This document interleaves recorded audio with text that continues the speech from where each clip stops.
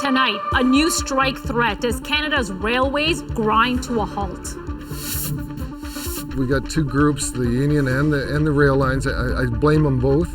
Ottawa pushes for a binding deal. The union pushes back, while billions of dollars worth of goods sit idle. The convention's complete. The race for the White House ramps up. It's going to be a bumpy ride. Can the Democrats maintain momentum? Grab-and-go baby food surges in popularity. And when I'm in a rush, sometimes the pouches. The new study finding it might not be as healthy as it looks. From CBC News, this is The National with Christine Birak.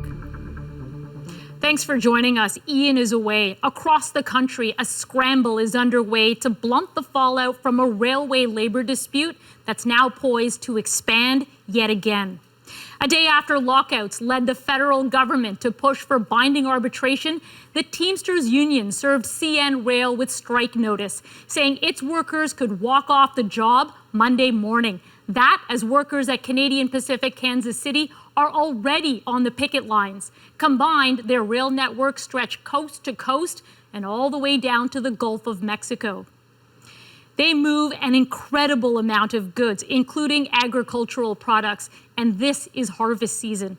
As Aaron Collins explains, that has farmers deeply concerned. It's crunch time on farms across Canada. Cheapest source of protein in the world. The annual race to get crops off fields and to market. But this harvest is stalled by a railway labor dispute. So these are peas. Where were they supposed to be going? They're supposed to go to probably India and China. Now what happens? Well, their ships are probably sitting on the port waiting for this shipment. They're supposed to go out tomorrow from our local terminal. Farming, always a precarious business, facing an extra hurdle this year. We are being held hostage because we got two groups, the union and the rail lines. I blame them both. They pick the worst time of year every time they try to do this stunt. Ottawa has stepped in to bring the dispute to an end, pushing for binding arbitration, a move the union representing rail workers opposes. The best way to have a contract is at the bargaining table. We don't believe to let a third party to decide what's going to be our working condition. Workers at CPKC remain on strike. CN employees could soon follow suit after filing a 72-hour strike notice. Unfortunately, the Teamsters are choosing a path of further confrontation and trying to shut Canada down again. But even a forced settlement will take time, creating a backlog in the country's rail system, costing the Canadian economy hundreds of millions of dollars a day.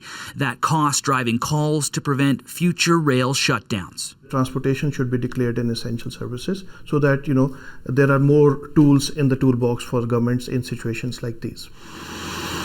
Back on the farm, the future is now. Worries that this year's rail disruption could have foreign customers thinking twice about buying Canadian crops. They don't understand how we can't be a reliable country to deliver our products because of these kind of disputes. An uncertainty that could make future harvests harder to pull off.